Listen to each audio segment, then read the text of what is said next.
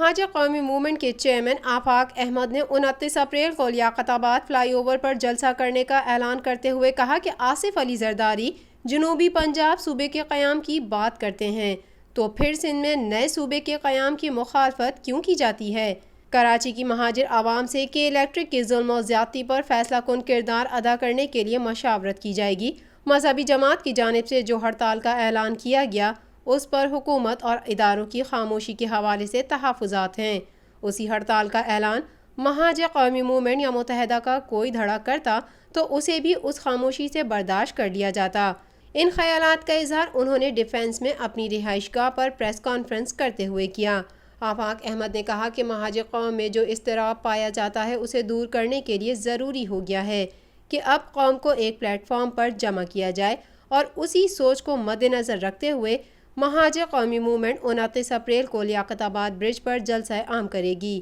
ان مسائل کو بنیاد بنا کر ہڑتال کی کال دے اور اس پر تمام حکومت اور حکومتی مشینری کی خاموشی سب کے سامنے آئے تو یہ میرے لیے ایک تشویشناک عمل ہے۔ یہ جو ڈسکریمنیشن ہے، یہ جو اس شہر کے مستقل لوگوں کے ساتھ امتیازی سلوک ہے،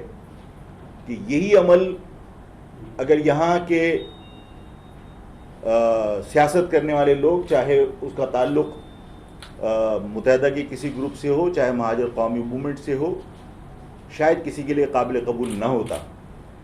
اور اسٹرائک کی کال کے بعد بھی کوئی نہ کوئی ری ایکشن آنا چاہیے۔ کراچی میں جس وقت بحالی امن کا اعلان کیا گیا تھا اس وقت یہ بھی ببانگ دہل کہا گیا تھا کہ اب اس شہر میں کسی کو ہڑتال کی اجازت نہیں دی جائے گی، لیکن آج ایک مذہبی جماعت دھڑلے سے ہڑتال کا اعلان کر رہی ہے اور سب خاموش ہیں۔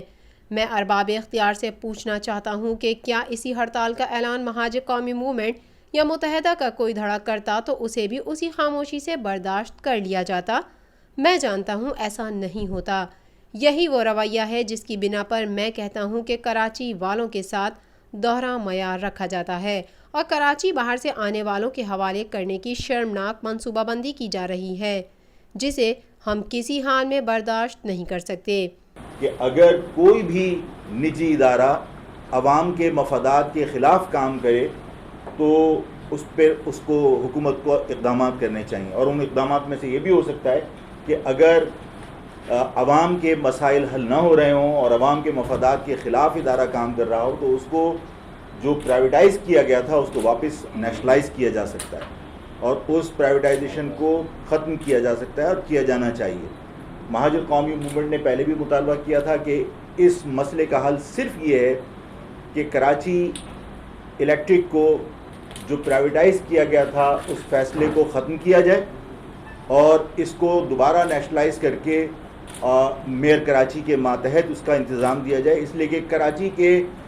متعلق جتنے بنیادی سہولتیں فراہم کرنے والے ادارے ہیں، مہاجر قومی موومنٹ کا ہمیشہ سے موقف۔ ہمارا مطالبہ ہے کہ ہر اس ادارے کو جو شہر میں بہتری کا ذمہ دار ہے اس کا کنٹرول میئر کراچی کو دیا جائے اور کے الیکٹرک کو ترجیحی بنیاد پر دوبارہ قومی تحویل میں لے کر اس کو میئر کراچی کے حوالے کیا جائے۔ انہوں نے کہا کہ جنوبی پنجاب میں نئے صوبے کے قیام کی کوششیں اور اس حوالے سے آصف زرداری صاحب کی حمایت خوش آئند ہے، اور میں اپنی جماعت سے نئے صوبے کے قیام کی بھرپور حمایت بھی کرتا ہوں، لیکن ساتھ ہی میں یہ بھی یاد دلانا چاہتا ہوں کہ جن مسائل کے شکار جنوبی پنجاب کے عوام ہیں انہی مسائل کا شکار سندھ کے شہری علاقوں میں رہنے والے عوام بھی ہیں، جنہیں کوٹا سسٹم کی تلوار سے مسلسل ذبح کیا جا رہا ہے، اور انہیں بھی سندھ میں دوسرے درجے کے سلوک کا سامنا ہے۔ آج جب آصف علی زرداری صاحب پنجاب میں نیا صوبہ بنانے کے لیے کوششیں کرنے کا اعلان کر چکے ہیں تو انہیں سندھ کے شہری علاقوں پر مشتمل جنوبی سندھ صوبے کی بھی حمایت کرنی چاہیے